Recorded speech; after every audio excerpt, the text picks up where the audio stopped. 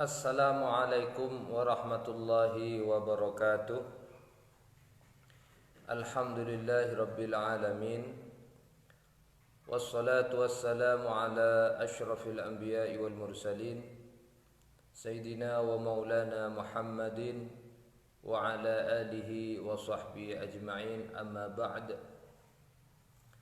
Qala Allah ta'ala fi kitabihil karim, warattilil Qur'ana tartila. Al-ayah.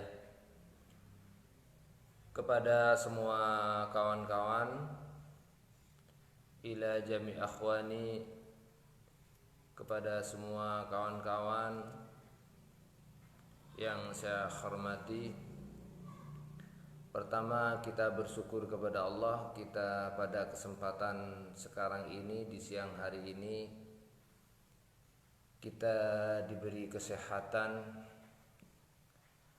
Mari kita gunakan kesehatan ini sebaik-baiknya, dan tak kalah pentingnya kita bersyukur kita diberi nikmat oleh Allah, yaitu ni'matul uzma, nikmat yang sangat besar, yaitu kita tetap dalam keadaan Islam dan iman.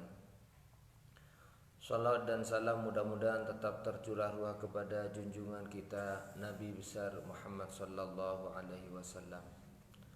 Kawan-kawan sekalian, pada kesempatan ini saya akan menjelaskan tentang tajwid. Tajwid itu apa?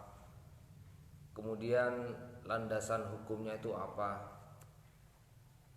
Baik kawan-kawan, sebagaimana ayat yang saya baca tadi, di dalam Al-Quran Allah berfirman, warattilil Qur'ana tartila.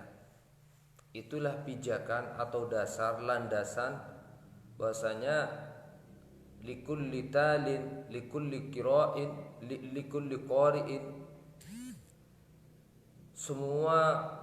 setiap orang yang membaca Al-Quran maka harus memakai tajwid, harus memakai aturan yang ditetapkan di dalam ilmu tajwid. Jadi ilmu tajwid itu adalah ilmu cara membaca Al-Quran, sebagaimana ilmu yang lain, ilmu arud, ilmu balaghah, ilmu mantik, ilmu tafsir dan lain sebagainya.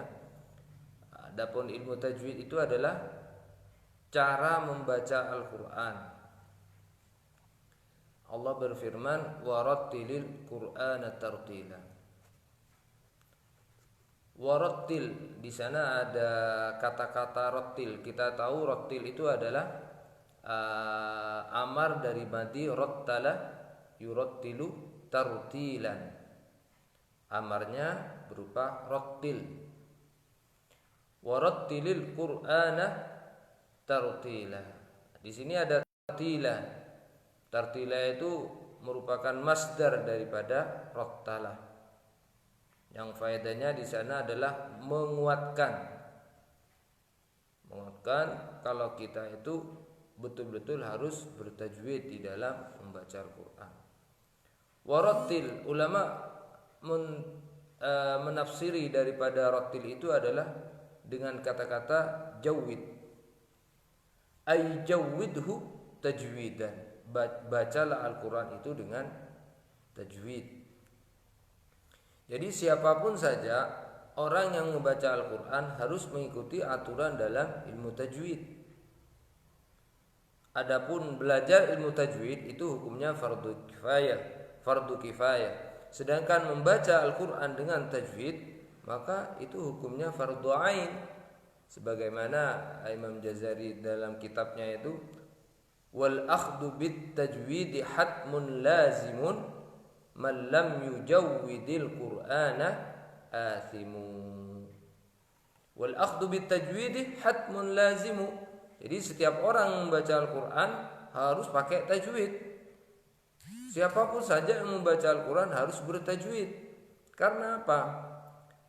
Karena Al-Quran itu adalah firman Allah. Sebagaimana yang kemarin saya sampaikan, kita di dalam membaca firman Allah ini harus pakai adab, ada aturan.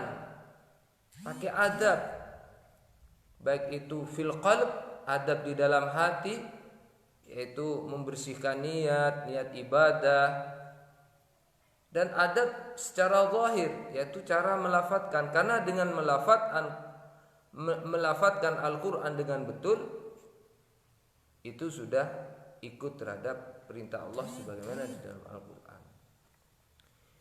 Jangankan Al-Quran, membaca surat kabar saja itu harus ada adabnya. Membaca bacaan kalamul bashar saja ada adabnya, apalagi ini adalah kalamullah, firman Allah, tentunya harus ada adabnya, ada aturannya, ada aturan mainnya. Sebagaimana sepak bola itu ada aturan mainnya. Dan di Al-Quran juga begitu, ada aturan mainnya, cara membaca. Jangan asal baca, tapi ada aturan mainnya. Lah aturan ini namanya ilmu tajwid. Jadi siapapun saja yang membaca Al-Quran harus ikut aturan mainnya, cara bacanya, yaitu dalam ilmu tajwid. Jadi ulama mentafsiri warattil ay jawwidhu tajwidan. Ma huwa tajwid? Ay jawwidhu ma huwa tajwid. Wa fassara Ali, Imam Ali mentafsiri tajwid itu ada dua poin, yaitu tajwidul huruf wa ma'rifatul wuquf. Jadi huruf-hurufnya harus dibaca dengan bagus, makhraj dan sifatnya. Pertama, nomor dua, wa ma'rifatul wuquf, dan mengetahui di mana dia berhenti. Karena apabila kita tidak tahu cara berhenti yang baik, maka niscaya Al-Quran itu tidak bisa dipaham, sulit dipaham, dan pahamnya itu kabur nanti. Karena apa? Tidak ketemu mana yang tempat berhenti yang baik. Jadi harus tahu cara waqafnya. Makanya di Al-Quran itu diatur cara berhenti itu. Ada namanya waqaf tam, apabila kalimat yang sebelumnya dan sesudahnya sudah tidak ada hubungan lagi. Ada waqaf hasan dan lain sebagainya, yang bertujuan agar Al-Quran itu betul-betul bisa dipaham. Demikian. Jadi Sayyidina Ali menafsiri tajwidul huruf wa ma'rifatul wuquf. Ma huwa tajwidul huruf? Apa tajwid? Tajwid itu apa? Tajwidul huruf tadi itu apa? Tajwid itu apa? Tajwidul huruf huwa i'ta'u kulli harfin haqqahu minal makhariji was sifati. Yang dimaksud tajwidul huruf tadi adalah i'ta'u kulli harfin haqqahu, yaitu ketika kita membaca setiap huruf di dalam Al-Quran, maka di dalam membaca huruf itu ada hak-haknya huruf. Apa haknya huruf? Minal makharij was sifat. Jadi makhraj dan sifatnya itu harus betul di dalam membaca Al-Quran. Makhraj itu kata dari kharaja, keluar. Berarti kalau makhraj menunjukkan makan, menunjukkan tempat, berarti tempat keluar. Jadi kita sedangkan sifat, cara melafadzkan huruf, mulai tebal tipisnya, qalqalahnya, kemudian tafkhim tarqiqnya, dengung dan tidaknya, itu sifatul huruf. Sedangkan makhraj itu adalah tempat keluarnya huruf. Misalnya sin. Jadi sin tempat keluarnya kan ada di ujung lidah ya. Jadi kalau kita tidak mengeluarkan dari ujung lidah, misalnya dikeluarkan dari tenggorokan, maka itu beda artinya. Sebagaimana ada cerita dulu katanya ya, ada cerita. Jadi namanya kawan-kawan pesantren itu kalau menanak nasi, itu ada salah satu teman itu setiap menanak nasi itu dia tukang mencicipi gitu. Jadi setiap nanak nasinya masih belum dimakan bersama, dia mencicipi duluan. Cerita ini ya, termizzo.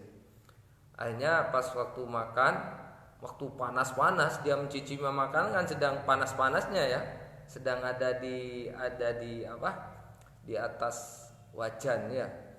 Pas dimakan sedang panas-panasnya, kemudian ditanyakan, udah masak makanannya? Iya, maha katanya. Maha, bukan masak tapi maha.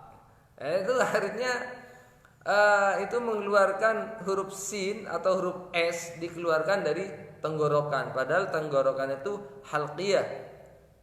Huruf yang keluar dari tenggorokan itu hamzah ha, ain ha, ghin ha, ghin kha. Karena ini keliru ya, bilang masa itu maha gitu. Termizzo saja. Itu adalah makhraj. I'ta'u kulli harfin haqqahu minal makharij was sifat. Jadi makhrajnya harus betul. Makhrajnya harus betul, sifatnya harus betul. Itu yang dinamakan tajwid. Jadi saya ulang lagi dari firman Allah yang berbunyi warattilil Qur'ana tartila, tafsirnya adalah ayjawidhu tajwidan. Ma huwa tajwid? At-tajwid huwa i'ta'u kulli harfin haqqahu minal makharij was sifat. Jadi makhrajnya harus betul dan harus bertajwid. Kalau keliru bagaimana? Kita lihat dulu. Bagaimana kalau keliru di dalam membaca Al-Quran? Kita lihat dulu bacanya dia belajar apa tidak. Kemudian bacanya sekarapan apa tidak. Demikian. Kalau dia itu bacanya masih terus belajar dan bacanya sudah berhati-hati kemudian masih keliru, maka ini tidak berdosa. Hanya dia dituntut untuk belajar terus. Kemudian kekeliruan di dalam membaca Al-Quran itu istilahnya dengan lahan. Al-lahnu. Apa lahan itu? Al-lahnu wal mailu anis shawab. Jadi kekeliruan di dalam membaca Al-Quran itu diistilahkan dengan lahan. Al-lahnu wal mailu anis shawab. Lahan itu dibagi menjadi dua. Jadi kekeliruan di dalam membaca Al-Quran itu dibagi menjadi dua. Ada al-lahnul jali, ada al-lahnul khafi. Nanti lahnul jali ini yang sampai tataran sampai berdosa nanti di lahnul jali ini. Lahnul jali itu adalah kekeliruan yang jelas. Jaliyun itu artinya jelas. Kenapa dikatakan jelas? Karena untuk mengetahui kekeliruan tidak diharuskan orang itu mahir di dalam tajwid. Meskipun orang awam, orang umum yang tidak mendalami ilmu tajwid pasti tahu kalau itu adalah keliru. Itu namanya jaliyun, jelas. Kekeliruan yang fatal. Kekeliruan yang jali itu meliputi harokat. Baik itu al-mukhil bil makna, baik itu merusak makna atau tidak merusak makna. Tapi kalau kekeliruan yang jelas, kekeliruan yang fatal, baik itu merubah makna atau tidak, maka itu berdosa. Itu namanya lahan jali. Nanti kalau memang ada pertanyaan silakan ditanyakan di kolom komentar ya. Jadi kita terus belajar Al-Quran ini, insyaallah Al-Fakir akan membantu kawan-kawan sekalian seputar Al-Quran, probel Al-Quran, dan Al-Fakir akan membuka pertanyaan-pertanyaan seputar Al-Quran. Insyaallah Al-Fakir akan membantu sebisa mungkin, karena Al-Fakir juga walaupun sampai sekarang masih belajar tanpa henti. Jadi yang bisa jawab akan saya jawab, yang tidak bisa mungkin saya carikan nanti jawabannya. Begitu. Kembali lagi kepada kekeliruan di dalam membaca Al-Quran. Al-Quran dibagi menjadi dua. Ada al-lahnul jali, ada al-lahnul khafi. Ada keliru yang jelas, ada yang keliru yang samar. Keliru yang jelas ini baik yukhillu bil makna atau aulam yukhil, atau tidak merubah makna. Itu kalau kelirunya jelas maka ini berdosa ini. Kenapa kok dikatakan lahnul jali, keliru yang jelas? Karena orang awam pun tahu kalau itu keliru. Contohnya seperti apa? Lahan jali ini seputar harokat, seperti an'amta dibaca an'amtu atau an'amti. Ini tergolong lahan jali. Karena dengan merubah harokat maka di situ berubah maknanya. Seperti an'amta, siratal ladzina an'amta, kau telah memberi nikmat. Engkau, kita tahu an'amta itu taknya pakai khitab, an'amta. Lah kalau dirubah an'amtu maka itu berubah saya yang memberi nikmat. Kalau an'amti juga berubah maknanya. Jadi merubah harokat itu termasuk sebagian daripada lahan jali.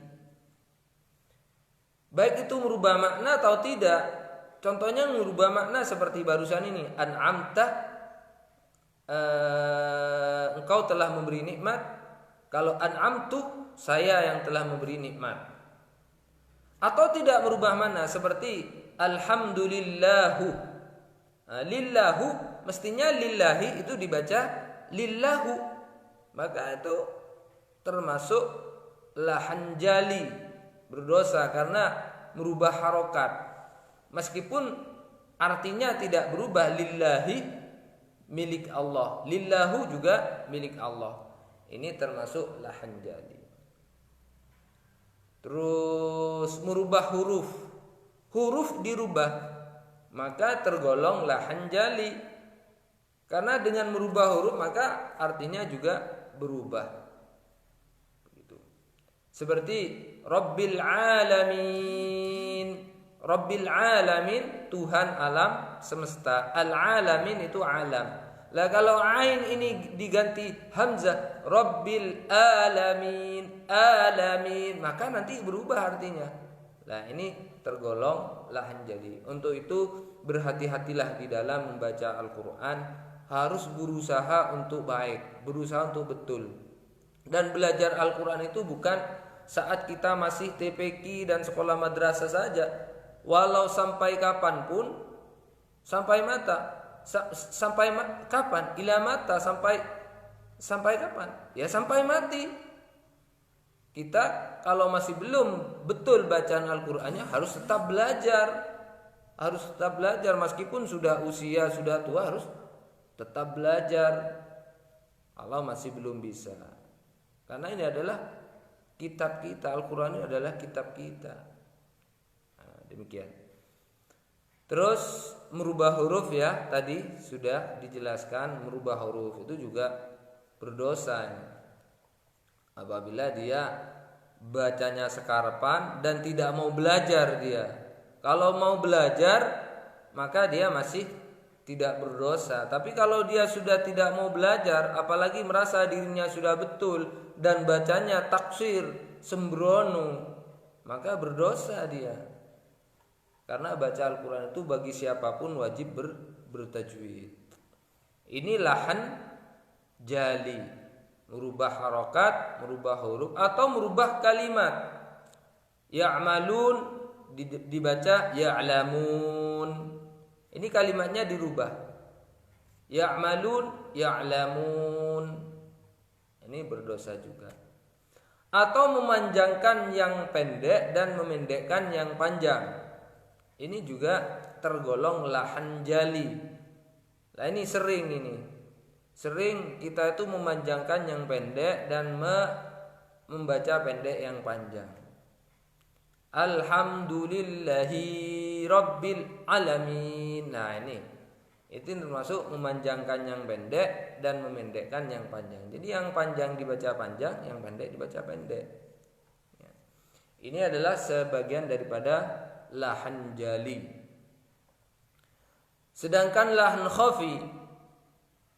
khafi itu adalah seputar sifatul huruf yang tidak sampai merubah huruf. Jadi hurufnya tidak dirubah. Ini tergolong lahan khafi. Lahan khafi ini tidak sampai tingkatan berdosa karena seputar sifat-sifat seperti tidak membaca qalqalah, karena itu seputar sifat. Senyampang itu tidak merubah huruf. Kalau merubah huruf maka masuk ke jali. Seperti shin dirubah ke sin, atau shad dirubah ke sin, ain dirubah ke a, an'amta. Nah, ini masuk jali ini. Kalau seputar sifat masih tergolong khafi.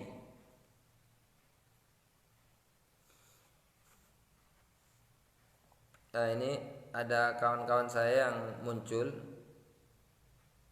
Selamat bertemu ya. Arju minkum doa.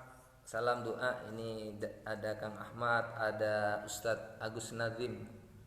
Al-Mulaqqab bi Qalon. Al-Mulaqqab bi Qalon.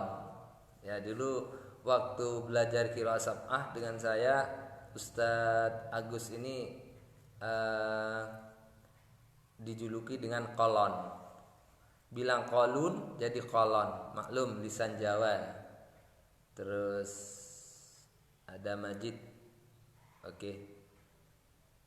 Mari kita dukung program ini, kegiatan ini. Jadi biar Al-Quran ini jalan. Siapa kalau bukan kita yang ahli Al-Quran yang mau melanjutkan Al-Quran ini? Jadi mari kita lanjutkan Al-Quran ini. Saya juga mohon doa, mudah-mudahan Al-Fakir juga bisa melanjutkan perjuangan guru-guru Al-Fakir, para ahli Al-Quran. Mohon dukungannya. Baik, kita lanjutkan. Nomor 2 adalah lahnul khafi, lahan khafi, kekeliruan yang samar, yaitu seputar sifatul huruf. Contohnya seperti dengung-dengung, tidak berdengung, itu tergolong lahan khafi yang tidak sampai tingkatan berdosa. Cuman dalam kitab itu yuhiqqut ta'zir, meskipun tidak berdosa, dia yuhiqqut ta'zir, harus ditakzir. Kalau bacanya keliru terus harus ditakzir itu, meskipun tidak berdosa harus ditakzir. Begitu. Harus ditakzir. Demikian seputar dengung-dengung, terus seputar sifatul huruf yang tidak sampai merubah makna. Terus apa lagi ya? Ya, seperti qalqalah, tafkhim tarqiq, dengung-dengung, kemudian majais dibaca satu alif, itu masuk khafi yang tidak sampai tingkatan berdosa. Tapi kalau menurut ulama mutaqaddimin tetap berdosa. Hanya menurut mutaakhirin tidak berdosa, karena ini seputar sifatul huruf. Demikian. Terus itulah pembagian daripada al-lahan, kekeliruan di dalam membaca Al-Quran. Sekali lagi, ayo kita belajar terus Al-Quran ini. InsyaAllah Al-Fakir akan membantu kawan-kawan sekalian seputar Al-Quran, cara baca Al-Quran yang betul, dan pertanyaan-pertanyaan seputar Al-Quran. InsyaAllah Al-Fakir, saya pribadi Husnul Rahim Ali akan membantu permasalahan seputar Al-Quran. Demikian. Terus ini ada cerita yang menarik. Dulu Al-Fakir ketika tahun 2006 ya, 2006 Al-Fakir sowan kepada Allahumma irham guru Al-Fakir yaitu Kiai Basori Alwi. Saya sowan ke sana. Sebenarnya saya takut sowan kepada beliau itu. Karena apa? Karena beliau itu adalah kiai besar, bukan sekelas nasional bahkan internasional dulu ya. Apakah menerima tamu seperti saya, orang yang seperti saya, yang katakan santrinya yang kelas bawah? Beliau tuh kan kiai besar. Apakah menerima kalau saya ke sana? Itu.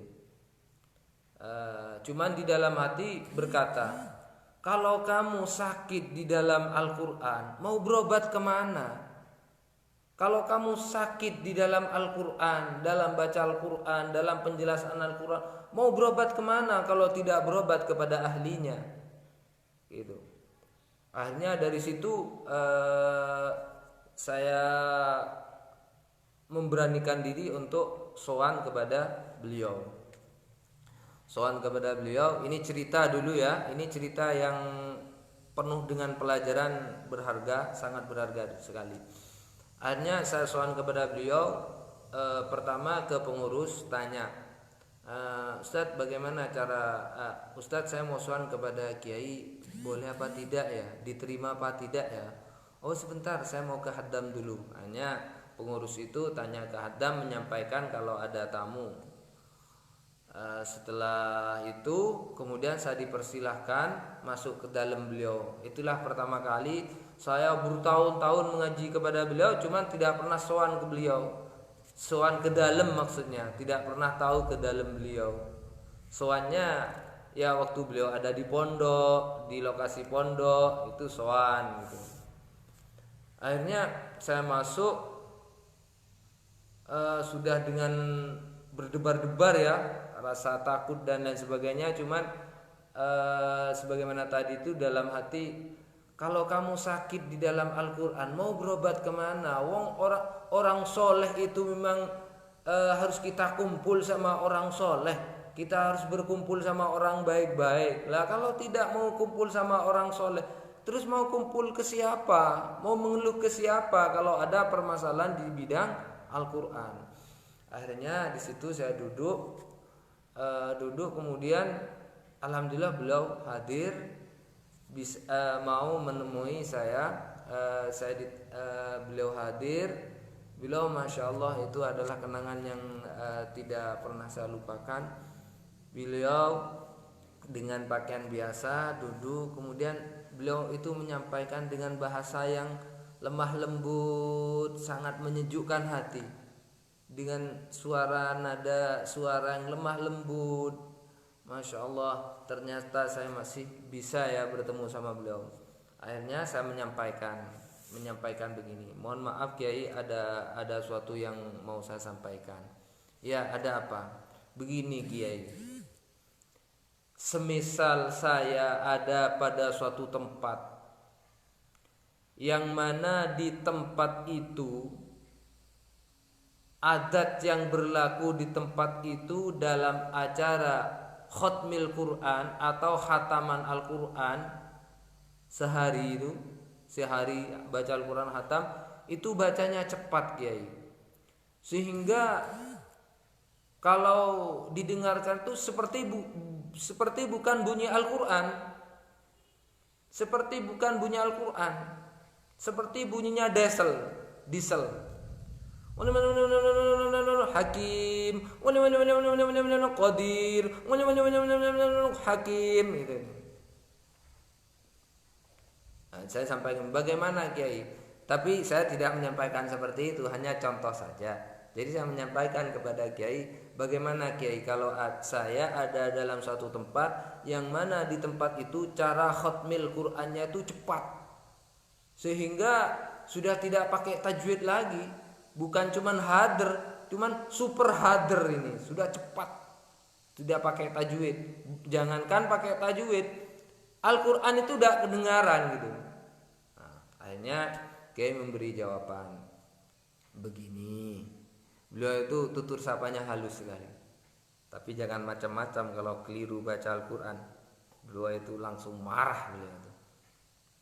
Kalau bukan masalah Al-Quran, bukan perkara yang hak, dia menyampaikan dengan santai. Jadi beliau menyampaikan begini, kita kalau berada di masyarakat itu jangan mengambil tindakan yang kaku. Nah, ini saya masih ingat betul pesannya beliau. Jadi kalau kita berada di masyarakat itu jangan mengambil tindakan yang kaku. Langkah pertama, apabila kita menemukan bacaan keliru di masyarakat, langkah pertama, beri percontohan yang betul. Nah ini, ibda binafsik. Ibda binafsik, mulai dari diri kita dulu. Kalau kita sudah bisa menembus lingkaran diri kita, insya Allah kita bisa menembus ke depan. Setelah kita bisa ibda binafsik, insya Allah bisa kita keluar. Jadi beliau itu menyampaikan mulailah beri percontohan dulu, beri percontohan bacaan yang betul kepada masyarakat. Biarkan dulu, karena kita orang baru di situ. Beri percontohan dulu bacaan yang betul, terus sampai beri percontohan dulu. Setelah beri percontohan, kemudian mulailah dari orang yang paling dekat dulu, dari saudara kita dulu. Kalau baca Al-Quran itu begini-begini, sambil diberi penjelasan dengan sedikit demi sedikit. Beliau menyampaikan sebagaimana Al-Quran. Al-Quran itu, turunnya Al-Quran itu adalah syai'an fa syai'an, bitadrid syai'an fa syai'an, sedikit demi sedikit. Sebagaimana dulu pelarangan minum khamar itu tidak langsung diminum, tidak langsung dilarang, tapi sedikit demi sedikit.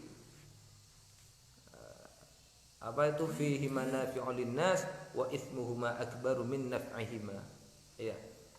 Ya, seperti itu ya. Jadi wa itsmuhuma akbaru min naf'ihima.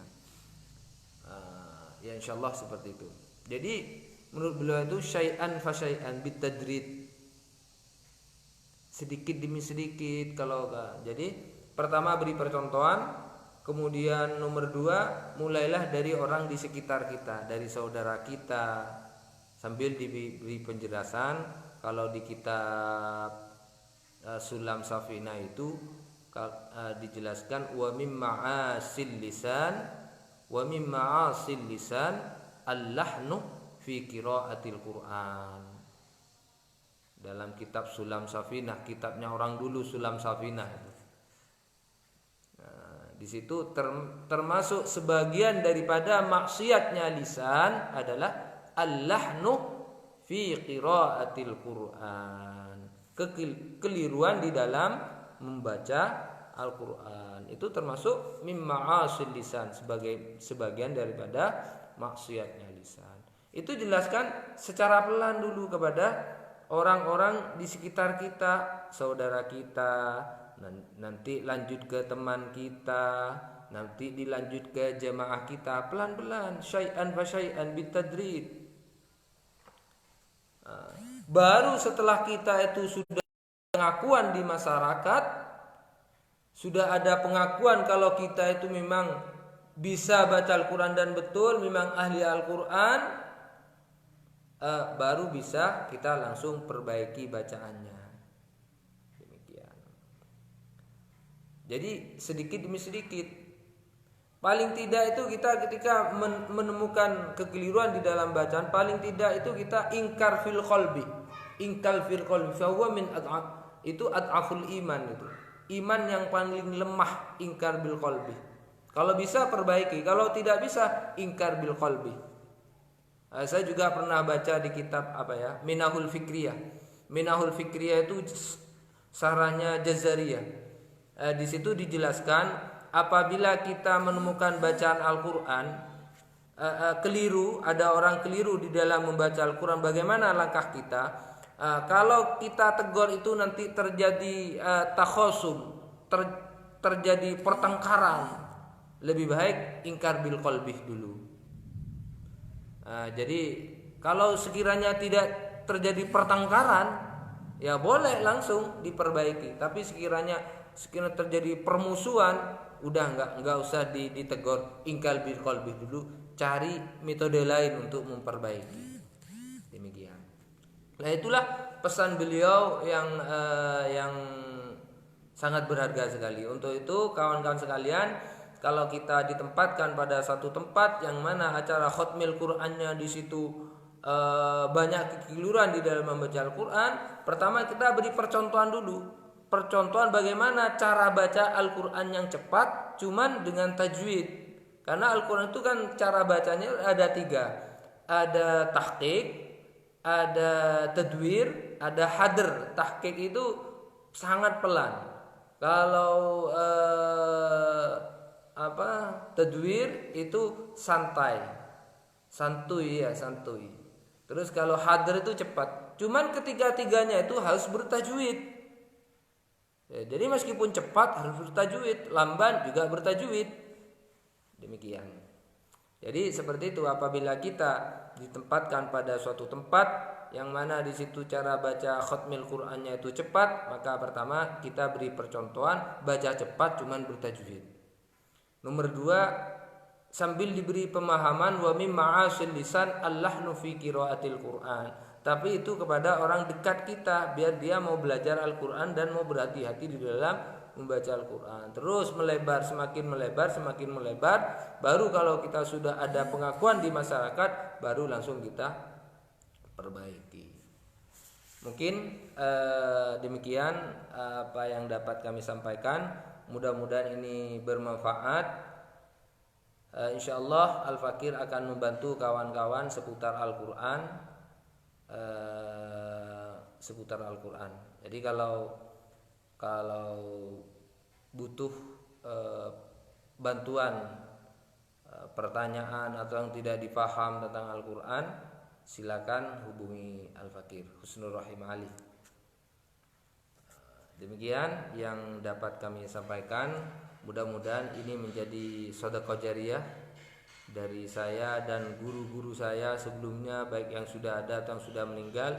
Mudah-mudahan ilmu yang saya sampaikan ini menjadi sedekah jariyah, menjadi amal jariyah, menjadi amal jariyah.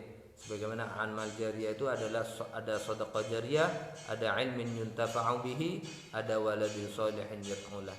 Mudah-mudahan bermanfaat dan berbarokah. Teruslah, mari kita terus belajar Al-Qur'an, jangan sampai di sini. Terus belajar Al-Qur'an itu semakin dipelajari ternyata semakin luas, semakin banyak yang tidak kita ketahui.